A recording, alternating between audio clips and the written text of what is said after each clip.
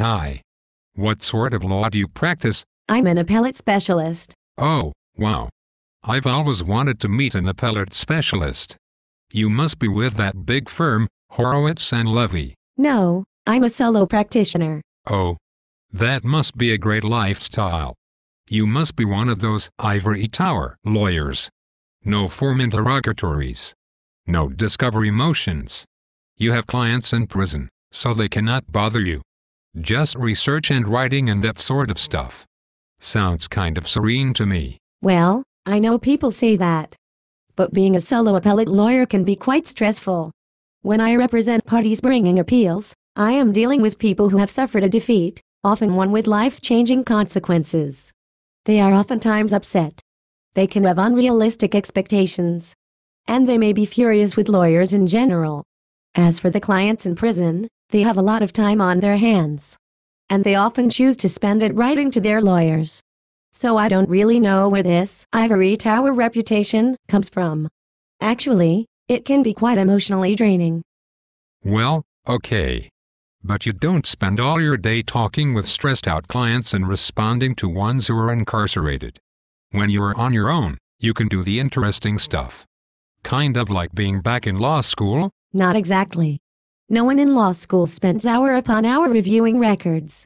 Working one's way through thousands of pages of reporters' transcripts can get quite tedious after a while. Is being a certified specialist the key to success? It helps. But the biggest key to success is getting good results for your clients. And having other lawyers who might prefer work trust your judgment about whether to pursue an appeal.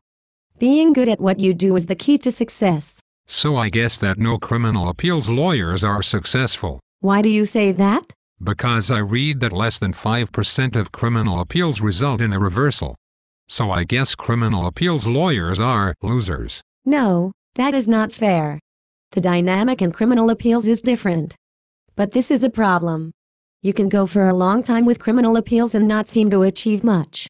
You might write briefs for a whole year that would win first place in moot court at law school. But all you might achieve for your clients is a modification to a judgment removing a duplicate $30 court security fee in a case where your client was sentenced to 14 years to life with a consecutive 19 to life. So I guess that must be demoralizing work? Well, every now and then you might make a difference. And getting someone out of prison is even more satisfying than winning an appeal that is all about an easement. So if you are a solo practitioner, who do you talk to on your down days? Solo practice can be a lonely business. Your friends in big law firms might envy your flexibility, but they do not want to be your virtual water cooler buddy every time you want someone to talk to. Well, I suppose you can always talk to other lawyers you meet when you go to court. But if you are a solo appellate practitioner, you are not going to be going to court all the time. Usually, oral argument at the end is the only time you will go. An oral argument does not always happen. In fact, you could be a solo practitioner and never look anyone in the eye for an entire year. Okay, I get it. But, so, I guess, not hanging out in court all the time means you are not a real litigator? You know, one thing that irritates me is when other lawyers seem to regard what I do as not real litigation. Appellate lawyers practice litigation in its purest form. Think about it. Virtually all civil cases that are filed in superior court settle. Only a small number are actually decided in court. Many criminal cases plead out as well.